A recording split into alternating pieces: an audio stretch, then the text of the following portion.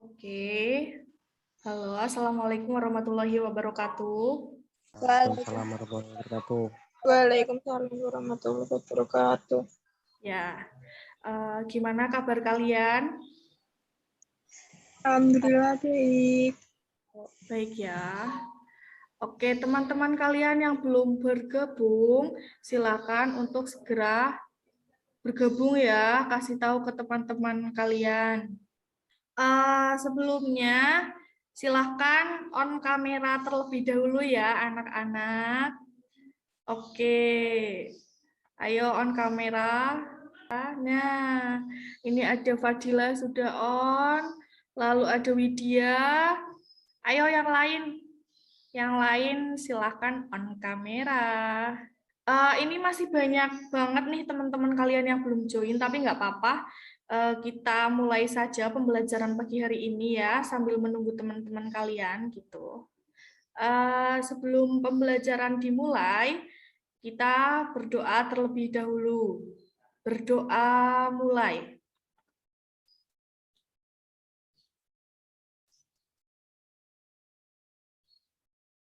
Selesai.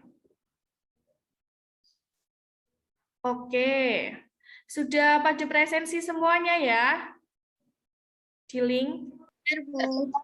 Ya. Sudah pada isi link presensi ya? Sudah. Oke. Akan Ibu panggil satu-satu juga ya, biar Ibu dengar suara kalian gitu. Yang pertama, Agung Budi Susilo. Sudah masuk room belum? Belum. Belum. Kemudian ada Alivia Hoirunisa. Belum juga. Kemudian ada Aura Malika. Aura Malika. Belum. Bagus Dwi Cahyo. Belum ya. Desiana. Hadir, Bu. Oke. Deviana. Deviana. Belum. Diva Nandini. Dia Ayu.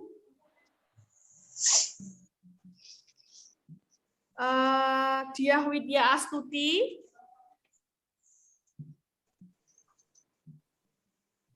Fadilah Maharani. Hadir, Bu. Oke. Kemudian ada Ihda. Hadir, Bu. Oke. Kemudian ada Ilham Haidar. Lalu ada Kaila. Marsha. Miftanur Rohmah. Mufida. Muhammad Mirza. Muhammad Rizkuna. Naila Safa Sasmita. Naufal Hamidan. Niken Ayu. Hadir, Bu. Oke, Niken. Lalu ada Nisrina Zakia. Hadir, Bu. Oke. Kemudian Resdika. Hadir, Bu. Oke. Revalina Arnesti. Hadir, Bu. Oke. Rifki Bertalona. Hadir, Bu. Oke, Rifki. Rizka Faridatul. Belum ya. Saptanur Sangadah. Septinur.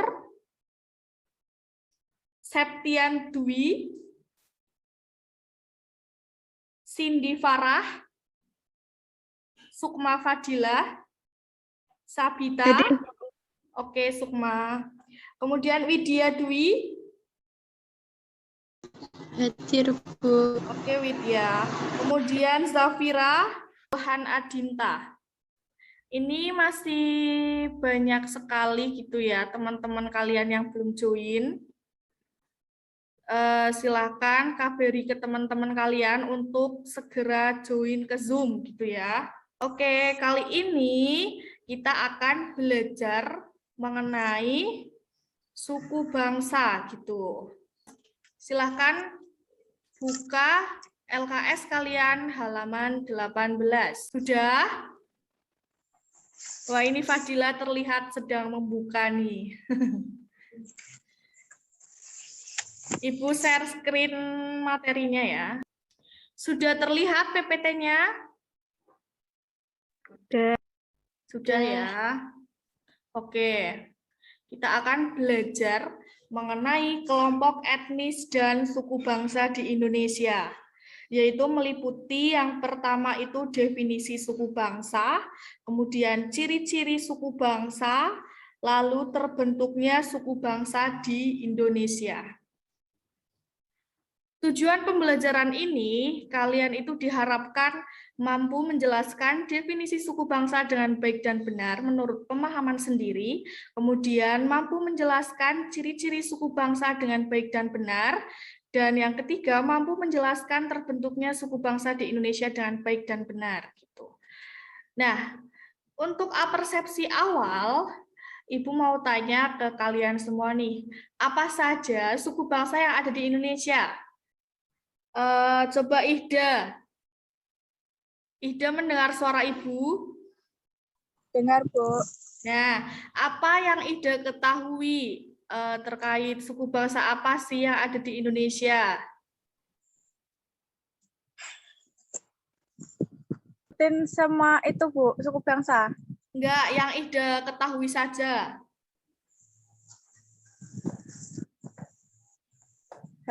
Apa ya? Ayo, apa? Di Sulawesi ada suku apa? Suku Toraja. Lalu kalau di Jawa itu ada suku apa saja? Siapa yang tahu? Suku Jawa. Ya, Suku betul. Sunda. Ya, betul sekali.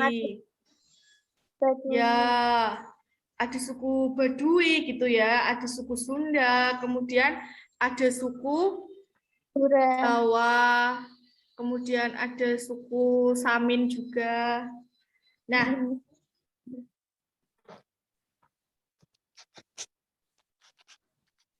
ini yang pertama kita akan belajar terkait definisi suku bangsa. Menurut Kuncoro Ningrat, suku bangsa itu merupakan kelompok manusia yang terikat oleh kesadaran dan identitas kesatuan kebudayaan. Sedangkan kesadaran dan identitas tadi itu seringkali dikaitkan oleh kesatuan bahasa. Jadi menurut Kuncoro Ningrat ini, suku bangsa itu sekumpulan manusia yang dimana sekumpulan manusia itu terikat akan kesadaran dan identitas kebudayaan gitu ya. Di situ kebudayaan meliputi adat istiadat, kebiasaan, upacara-upacara tertentu gitu ya. Kemudian sedangkan kesadaran dan identitas tadi seringkali dikuatkan akan kesatuan bahasa gitu. Setiap suku bangsa itu memiliki bahasa masing-masing, walaupun mungkin ya bahasa nasional itu kan bahasa Indonesia, tetapi logatnya itu setiap suku bangsa itu berbeda. Misalnya antara logat suku Sunda dengan suku Madura, kalau berbicara bahasa Indonesia itu logatnya sudah berbeda gitu. Nah, kemudian ini, menurut Frederick Bart, suku bangsa adalah sebuah pengorganisasian sosial mengenai jati diri yang askriptif, di mana anggota suku bangsa itu mengaku sebagai anggota suatu suku bangsa karena dilahirkan oleh orang tua dari suku bangsa tertentu atau dilahirkan dari daerah tertentu. Jadi menurut Frederick ini, suku bangsa itu ya karena keturunan gitu ya, karena kalian itu dilahirkan misalnya si Lesti Kejora. Lesti Kejora itu suku bangsanya Sunda karena Lesti itu kedua orang tuanya merupakan suku Sunda gitu. Kemudian ini, menurut Ernst Narol, kriteria menentukan suku bangsa adalah Yang pertama, daerahnya dibatasi oleh satu desa atau lebih. Kemudian, daerahnya dibatasi oleh batas-batas tertentu secara politis dan administratif. Di Jawa itu, suku bangsa itu kan banyak. Ada suku bangsa Sunda, Betawi, kemudian Madura, Baduy, Samin, gitu ya. Di sini, suku bangsa itu mendiami suatu wilayah administratif tertentu. Suku Madura misalnya itu di daerah Jawa Timur, tepatnya di Sumeneb gitu ya. Kalau suku Sunda itu di Jawa Barat, misalnya di Bandung, di Bogor, kemudian dan lainnya gitu ya. Kemudian kalau suku Baduy itu di Banten, Jawa Barat, lalu kalau suku Betawi itu di Jakarta gitu ya. Kemudian ini, batas daerahnya ditentukan oleh rasa identitas penduduknya sendiri, kemudian warganya memiliki satu bahasa atau satu logat bahasa. Nah, seperti tadi yang Ibu katakan, setiap suku bangsa itu memiliki bahasa sendiri gitu ya, atau memiliki logat. Kalau berbicara bahasa Indonesia itu ya ada logat tersendiri, ada ciri khas logat bahasa setiap suku bangsa gitu ya. Kemudian penduduknya menempati suatu wilayah geografis tertentu seperti tadi yang saya katakan, Betawi di Jakarta, kemudian Madura di Jawa Timur, Sumeneb, kemudian di suku Baduy di Banten, apalagi suku Sunda di Jawa Barat, tepatnya di Bandung, Bogor dan sekitarnya gitu ya. Kemudian keadaan daerahnya ditentukan oleh kesatuan ekologi. Anggota-anggotanya mempunyai pengalaman sejarah yang sama, lalu frekuensi interaksi sama anggota masyarakatnya tinggi, lalu susunan sosialnya itu seragam. Jadi setiap suku bangsa, setiap kelompok, setiap individu anggota suku bangsa itu melakukan interaksinya, dan interaksi mereka itu dilakukan dengan menggunakan bahasanya sendiri gitu ya. Misalnya sesama orang Sunda gitu, ya berarti interaksinya dengan menggunakan bahasa Sunda dan sebagainya gitu. Nah, yang kedua ini ciri-ciri suku bangsa. Nah, ini yang pertama, suku apakah gambar tersebut? Ini kira-kira suku apa nih? Siapa yang tahu? Mbak Desiana. Ini suku apa? Suku Asmat. Betul sekali. Ini merupakan suku Asmat. Kemudian yang kedua ini suku apa? Suku apa, ayo? Suku Deni. Ya, suku Dayak ya, yang ada di Kalimantan. Kemudian ini suku apa? Suku Bali. Oke, betul sekali. Kemudian ini suku apa? Dilihat dari bentuk rumah, ini merupakan suku Toraja. Sampai di sini ada pertanyaan? Dengar? Oke, kita lanjutkan ya.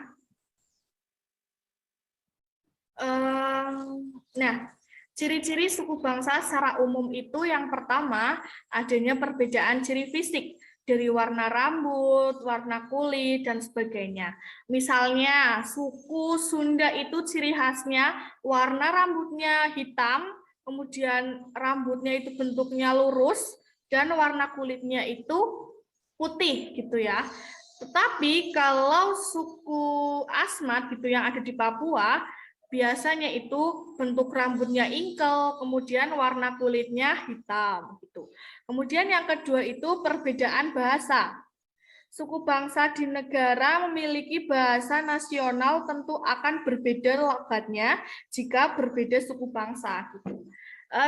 Kita lihat suku bangsa yang ada di Indonesia saja, setiap suku bangsa itu memiliki bahasa daerah dan memiliki logat tersendiri gitu ya.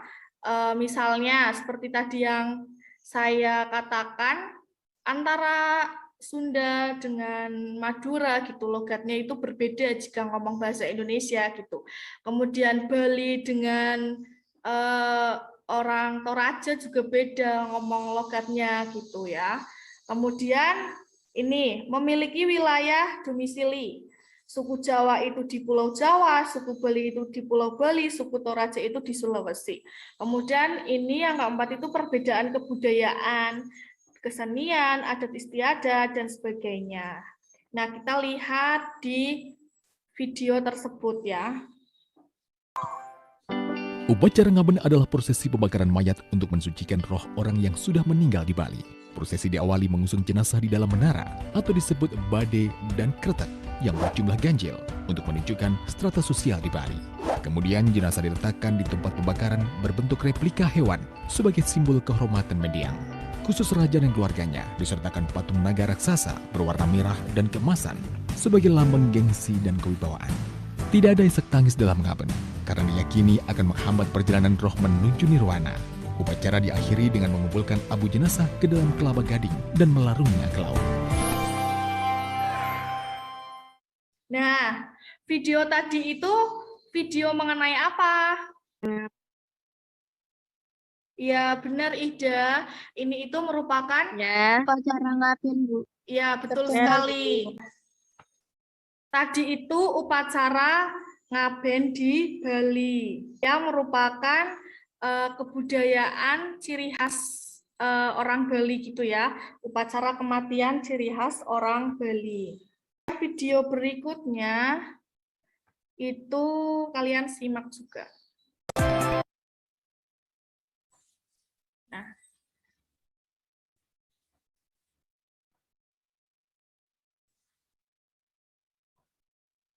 Penonton jauh-jauh nih, ini kita tungkat bayar ya, ini tungkat asli nih, ya. Kita penonton jauh-jauh. Ini merupakan tali hukum, adat istiadat, budaya adat Dayak Lidoh ya.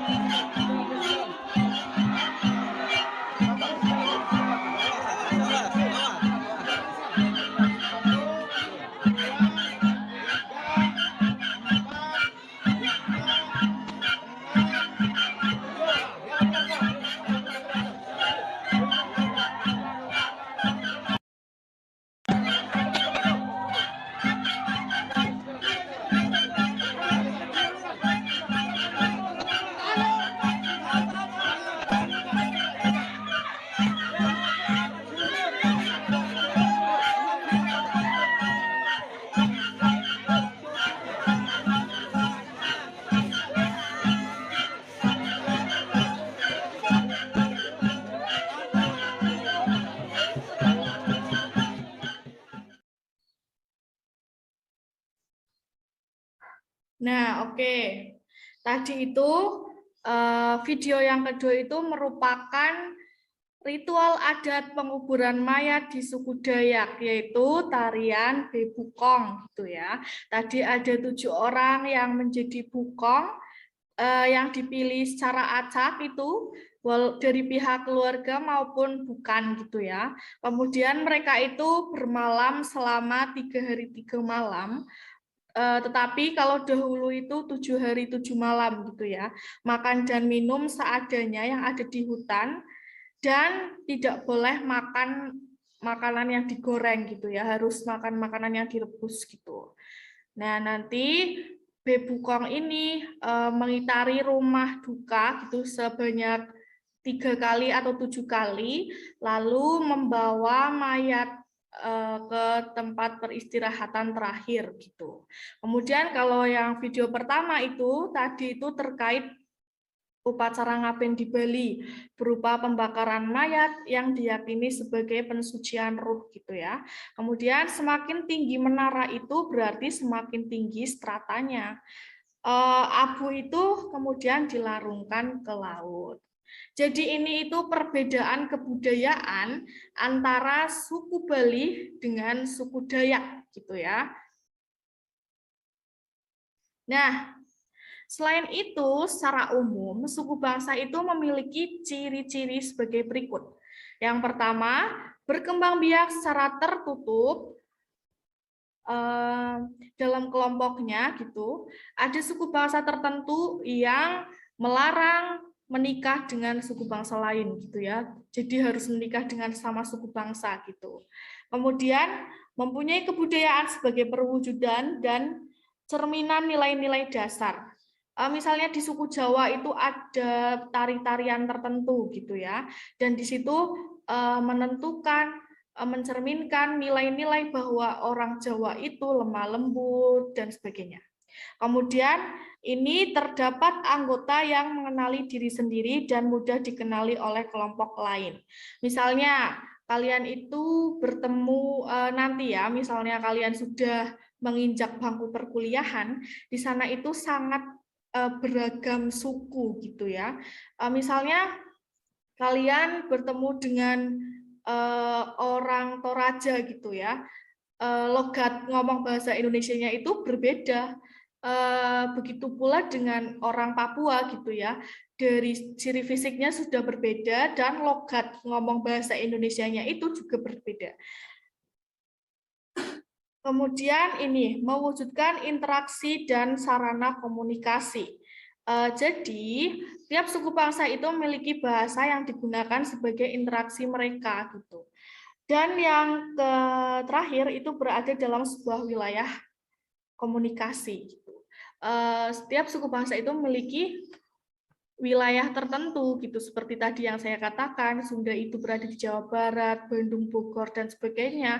Kemudian Baduy itu ada di Banten, Jawa Barat, kemudian Dayak ada di Kalimantan, Toraja ada di Sulawesi dan sebagainya ya, masih banyak banget gitu. Dan selanjutnya yang ketiga itu terbentuknya suku bangsa di Indonesia. Keragaman suku di Indonesia itu dipengaruhi oleh 2 faktor. Yang pertama, faktor internal, dan yang kedua itu faktor eksternal. Faktor internal itu berasal dari dalam diri sendiri dan masyarakatnya gitu ya, berupa keyakinan, kepercayaan, lalu misalnya dari keturunan bahwa orang tuanya si A itu dari suku Sunda, berarti si A-nya juga itu merupakan suku Sunda gitu. Kemudian faktor yang kedua itu faktor eksternal, asimilasi, akulturasi, kemudian geografis perkembangan daerah dan sebagainya. Asimilasi itu A plus B sama dengan C. Jadi peleburan 2 kebudayaan atau lebih yang menghasilkan budaya baru gitu ya. Kemudian kalau akulturasi itu A plus B sama dengan AB. Penggabungan 2 kebudayaan tanpa menghilangkan ciri khas kebudayaan tersebut gitu. Akulturasi ini misalnya terlihat di Masjid Kudus gitu ya, di sana ada menara, dua arsitek gitu ya, ada penggabungan dua di sana dari Hindu dan Islam gitu. Kemudian kalau asimilasi itu apa? Siapa yang tahu contoh asimilasi itu apa? Ada penggunaan baju koko di Indonesia gitu ya. Baju koko itu biasa dulu itu untuk orang Tionghoa, tetapi sekarang banyak sekali orang-orang Islam juga menggunakan. Ini siapa ini yang berisik? Tolong di-unmute ya. Oke. Kemudian misalnya pernikahan beda suku gitu ya. Siapa yang di sini menyimak pernikahan Leslar? Ayo. Itu tuh antara Rizky Bilar dengan Lesti Kejora itu berbeda suku gitu ya. Si Lesti itu suku Sunda, sedangkan Rizky Bilar itu suku Minang gitu. Jadi mereka itu berbeda suku tetapi menikah gitu. Jadi itu merupakan contoh faktor eksternal mengapa keragaman suku di Indonesia itu dipengaruhi oleh ini salah satunya. Kemudian perkembangan daerah, misalnya ya transmigrasi dan sebagainya gitu ya. Oke. Nah, menurut Clifford Geertz, di Indonesia itu terdapat 300 suku bangsa. Banyak banget ya berarti ya. Dan menurut Kuncoro Ningrat terdapat 119 suku bangsa di Indonesia. Tetapi secara garis besar suku bangsa yang ada di Indonesia itu sebagai berikut. Di Jawa ada suku Jawa, suku Betawi, kemudian Sunda, Banten, Madura, Bawean, Tambus, Baduy, kemudian di Sumatera itu ada suku Aceh, Gayo, Batakaro, Padang, kemudian Toba, dan lainnya. Kemudian di Sulawesi itu ada Makassar, Bugis, Toraja, kemudian ada Batak, lalu di Kalimantan itu ada Banjar, ada Dayak, Tarakan gitu ya. Di Nusa Tenggara ada suku Sasak, suku Lombok, suku Bima. Di Maluku itu ada suku Ambon, kemudian Ternate, Tidore. Papua itu ada Asmat, kemudian Yapen dan sebagainya. Nah, kesimpulan pembelajaran pagi hari ini itu suku bangsa itu merupakan kelompok manusia yang terikat atas kesatuan kebudayaan, kesatuan bahasa, dan keturunan. Kemudian ciri umumnya adalah perbedaan ciri fisik, entah itu dari rambut, kulit, gitu ya. Kemudian perbedaan bahasa daerah, lalu berbicara bahasa Indonesianya itu logatnya sudah berbeda, dan kita bisa melihat, wah berarti ini orang sini deh, gitu. Kalau misalnya kalian bertemu orang di kampus gitu ya, misalnya kalau nanti kalian sudah kuliah gitu, wah itu sepertinya orang Batak nih gitu, soalnya bahasanya itu nadanya tinggi gitu kan, ciri khasnya orang Batak itu nadanya tinggi gitu. Kemudian ini ada perbedaan kebudayaan, tadi seperti yang saya sudah tayangkan, 2 upacara gitu ya, upacara ngaben dan tari bukong gitu. Upacara ngaben itu upacara kematian khas Bali, kemudian kalau tari bebukong itu merupakan upacara kematian khas orang Dayak gitu. Kemudian memiliki wilayah domisili seperti orang Dayak itu ya di Kalimantan, kemudian orang Bali di Bali gitu ya. Kemudian terbentuknya suku bangsa di Indonesia itu dipengaruhi oleh 2 faktor, internal dan eksternal. Internal itu dari dalam diri sendiri, kemudian eksternal itu dari luar. Sampai di sini ada yang ditanyakan? Enggak, Bu. Oke, berarti udah paham ya? Kalau sudah, ya sudah, sampai di sini saja. Sebentar. Ini teman-teman kalian yang tidak join, kenapa ini? Ada yang tahu? Nggak tahu, Bu. Oke. Tolong sampaikan ke teman-teman kalian, bagi yang tidak join, silahkan untuk PC saya gitu ya, alasannya itu apa gitu. Oke? Oke, Bu. Kalau tidak ada yang ditanyakan, pembelajaran pagi hari ini sampai di sini saja. Untuk mengakhiri pembelajaran pagi hari ini, marilah kita berdoa. Berdoa mulai.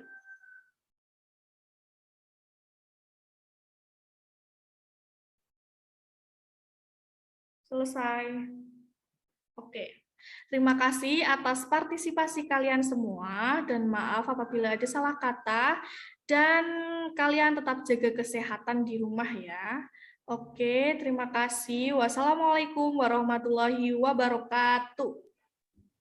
Waalaikumsalam warahmatullahi wabarakatuh. Oke, terima kasih semuanya.